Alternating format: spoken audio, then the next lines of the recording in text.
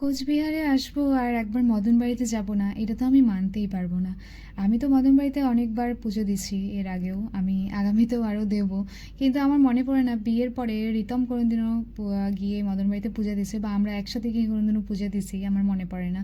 তো যদিও আমি খুব শর্ট টাইমের জন্যই আসছিলাম, ভোটের জন্য, আগেও ভিডিও শেয়ার করেছি।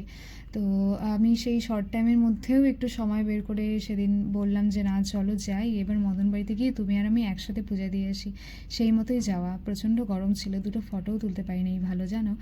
বাড়িতে আসলে না, মদন বাড়িতে আসবো না এই জিনিসটা না আমি মানতেই পারি না, আমার একদম ভাল লাগে না। আমি একবার পূজা দিতে না হলেও একবার সন্ধ্যাবেলা একটু দর্শন করতে হলেও মদন বাড়িতে আমি আসবোই আসবো। আমার মনে হয় যারা বাড়ি থেকে বা কোচবিহার থেকে যারা দূরে থাকে তারা প্রত্যেকেই ব্যাপারটা রিলেট করতে পারবে।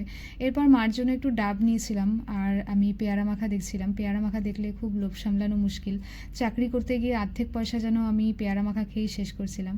বাড়িতে রান্না হয়েছিল দুপুরে পাট পাতার বড়া, সাথে আরও আইটেম ছিল, আমার ভিডিও ক্লিপ নিতে আর খেয়াল ছিল না। আর সন্ধ্যাবেলা আমার পুন্ডি বাড়ির ভাই বোনরা চলে আসছিল, ওই মাসির ছেলে মেয়ে।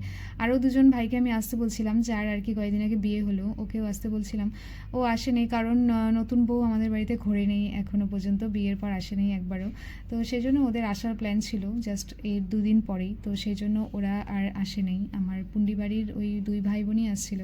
আমরা একটু ডিসাইড করছিলাম যে বেরোবো মানে ওই সাগরদিঘির পাড়ে যাব, একটু সময় কাটাবো, তারপরে চলে আসবো। পুলিশ যাতে না ধরে তিনজন একসাথে বাইকে চাপার জন্য, সেই জন্য ভাই আমাদেরকে বাঁধের পাড় দিয়ে নিয়ে আসছিল যাতে পুলিশের চোখ এড়ানো যায়।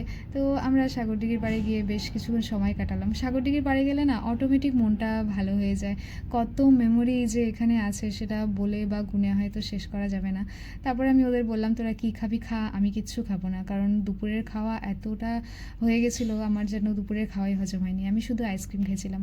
ভাই বোনদের সাথে একটু দেখা না করলে না ভাল লাগে না বাড়িতে গেলে। এরপর আবার কবে দেখা হবে কে জানে, কারণ এরপরে আমার কোনো ডেট ফিক্স ছিল না যে আমি কবে আবার বাড়িতে আসবো। আজকের ভিডিওটা এইটুকুই।